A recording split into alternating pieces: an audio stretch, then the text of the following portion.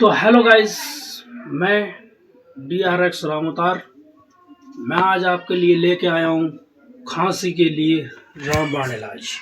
इसे करने के बाद आप हो जाएंगे खांसी मुक्त। बार बार सर्दी खांसी से हैं परेशान, गले में खराश, तो ये वीडियो खासकर आपके लिए होने वाली है। इसमें मैं बताऊंगा आपको 3 उपाय। नंबर 1, अदरक का रस निकालकर 1 चम्मच शहद के साथ इसका इस्तेमाल करा जाए तो हमारे गले की खराश और हमारी खांसी को ठीक कर सकता है। नंबर 2, 1 गिलास दूध में आधा चम्मच हल्दी उबाल कर पिया जाए तो हमें इस सर्दी को काफ़ी हद तक दूर भगा सकता है।